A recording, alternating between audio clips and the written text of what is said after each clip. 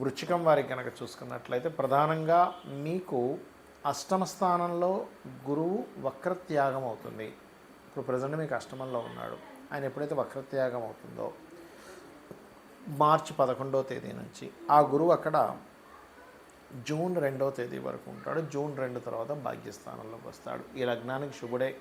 కాకపోతే ఎంత శుభుడైనప్పటికీ గురువు యొక్క రాసుల్లో శని ఉండడము, శని యొక్క రాసుల్లో రాహు ఉండడం, ఈ యొక్క డిస్పాజిటర్ సిస్టమ్ పరంగా ఇది ఎటువంటి ఫలితాలు ఇవ్వనుంది, ఏ విషయాల పట్ల మీరు జాగ్రత్త వహించాలి, ఏ దేవత ఆరాధన చేయాలి అనేటువంటి విషయం చెప్తుంది. నేనైనప్పటికీ చెప్పిస్తుంది సాక్షాత్ లలితా అమ్మవారిగా భావిస్తూ ఆ లలితాంబిక అమ్మవారి యొక్క అనుగ్రహం మీకు పరిపూర్ణంగా కలగాలని మనస్ఫూర్తిగా కోరుకుంటూ, ఇక్కడ మీకు ఎప్పుడైతే అష్టమంలో ఉండే గురువు వక్రత్యాగం పోయిందో కొంచెం ఫైనాన్స్ హౌసెస్ మీద దాని ఎఫెక్ట్ పడుతుంది. కాబట్టి విదేశాల్లో ఉంటూ అక్కడ ఏదైనా ప్రాపర్టీ తీసుకోవాలనుకున్నా, లేకపోతే మీరు నిత్య జీవితంలో గతంలో ఏదైతే కొంచెం ఫైనాన్షియల్గా ఇబ్బంది పడుతున్నారో ఆ యొక్క ఫైనాన్షియల్ ఇబ్బందులు కూడా ఇక్కడ నుంచి కొంతవరకు మీకు సెటిల్ అవుతాయి. దీంతోపాటు కొంచెం తాతగారి ఆస్తి విషయంలో చిన్నపాటి డిస్ప్యూట్స్ రావడము, అది మళ్ళీ క్లియర్ అవ్వడము, ఇవన్నీ కూడా చూపిస్తున్నాయి. అయితే మీకు 9వ స్థానంలోకి ఎప్పుడైతే గురువు వస్తాడో జూన్ 2వ తేదీ నుంచి ఇక్కడ నుంచి కొంచెం హైయర్ ఎడ్యుకేషన్, ఉన్నత విద్యల కోసం చేసే ప్రయత్నాలు, తండ్రి గారి విషయంలో, తండ్రి గారి ఆరోగ్య విషయంలో కొంచెం జాగ్రత్త పడాలి. తండ్రి గారు లేదా గురువుల యొక్క సహకారం కూడా ఓవైపు లభిస్తుంది. మరియు మరొక విషయం ఏంటంటే ఇక్కడ గమనించినట్లయితే ఎప్పటి నుంచో ఇప్పుడు మీకు చూడండి, మీ రాశి నుంచి మీ లగ్నం నుంచి పంచమ స్థానంలో శని ఉన్నాడు. దీనివల్ల సంతానం విషయంలోని, ఫ్రెండ్స్ విషయంలోని, ప్రేమ వ్యవహారాల విషయంలోని, షేర్ మార్కెట్ విషయంలో ఏదో కొన్నామండి, అది అక్కడ ఇన్వెస్ట్మెంట్ చేసాం, దానివల్ల నేను స్ట్రక్ అయిపోయాను అనుకుంటుంటారు. అటువంటి విషయాలలో మీరు ఏదైతే ప్రయత్నం చేస్తారో ఆ యొక్క ప్రయత్నం మూలంగా మీకు కంప్లీట్గా ఫైనాన్షియల్ గ్రోత్ అనేటువంటిది ఉంది, గుర్తుపెట్టుకోండి.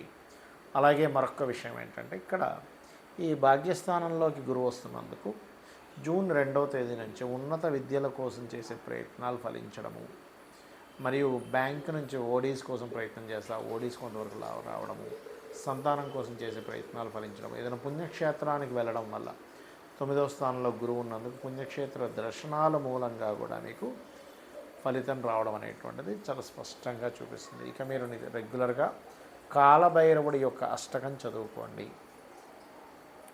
మరియు అదేవిధంగా ఇంట్లో దుర్గాదేవి హోమం చేయించుకోండి. 4లో రాహు ఉన్నాడు కాబట్టి ఉద్యోగ విషయంలో ఎట్టి పరిస్థితుల్లో తొందరపాటు నిర్ణయాలు తీసుకోకండి. ఇక్కడ ఏంటంటే వక్రగతి అనేటువంటిది మీ పర్సనల్ చార్ట్లో అయినా లేకపోతే గోచారంలో అయినా జరిగినప్పుడు, గోచారంలో జరిగినప్పుడేమో దేశకాల పరిస్థితుల మీద దాని ఎఫెక్ట్ ఉంటుంది. మీ పర్సనల్ చార్ట్లో ఉన్నప్పుడు ఒక విషయాన్ని మీరు ప్రధానంగా గుర్తుపెట్టుకోవాలి. ఏమిటది అంటే మీ పర్సనల్ చార్ట్లో ఏదైనా భావంలో ఏదైనా గ్రహం వక్రించింది అన్నప్పుడు దాని యొక్క అర్థం ఆస్ట్రాలజికల్గా ఉంటుంది. ఏమిటది? ఉదాహరణకు గురువు వక్రించాడు అంటే గురు సంబంధించినటువంటిది లేదా జ్ఞాన సంబంధించింది లేదా దేవతా సంబంధించింది ఏదైనా మీరు కర్మ పాస్ట్ లైఫ్లో బ్యాలెన్స్ ఉన్నారు, సంతానానికి సంబంధించింది, సంతానము గురువు అదేవిధంగా ఇట్లాంటి విషయాల్లో మీరు బ్యాలెన్స్ ఉన్నారని అర్థం అనమాట. అందుకని ఆ బ్యాలెన్స్ క్లియర్ చేసుకోవడం కోసం పుట్టారు. అదే సాటర్న్ వక్రించాడు అనుకోండి, పూర్వజన్మల్లో మీరు చేయాల్సిన కొన్ని పనులు ఈ జన్మలో చేసేటువంటి కొన్ని జాబ్స్ కొన్ని బ్యాలెన్స్ ఉండిపోయారు. ఇంకోటి ఏంటి, వక్రించినప్పుడు ఉన్న ప్రదేశం నుంచి వేరే ప్రదేశానికి వెళ్తేనే మీరు సక్సెస్ అవుతారని కూడా అర్థం.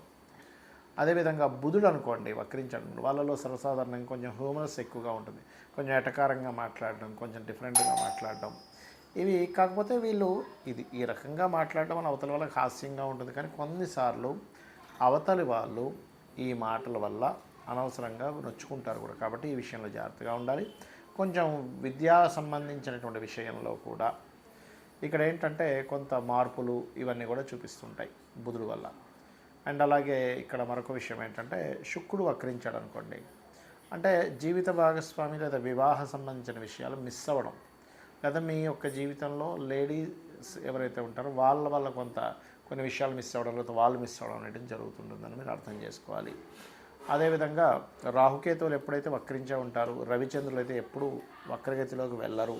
కాబట్టి ఇక్కడ మనకేమిటి, కుజుడు వక్రించాడు అనుకోండి, ఉదాహరణకి కుజుడు వక్రిస్తే కొన్ని ల్యాండ్స్ విషయంలో మిస్ అవుతారని కూడా అర్థం. అయితే ఇక్కడ ఈ మిస్ అవుతారా పొందుతారా అని కూడా ఉంటుంది ఒక్కోసారి వక్రించినప్పుడు. అదేమిటి అంటే మీకు ఏ గ్రహం అయితే వక్రించిందో ఆ వక్రించిన దగ్గర పడినటువంటి పోర్ట్ఫోలియో అది ఏ రాశిలో వక్రించింది, ఏ నక్షత్రంలో ఉండగా వక్రించింది, ఆ వక్రించిన గ్రహం వెనక్కి వెళ్ళినప్పుడు, అంటే ఉదాహరణకి మేషంలో ఒక గ్రహం వక్రించింది అనుకోండి, అది మీనంలోకి దాని ప్రభావం చూపిస్తూ ఉంటుంది.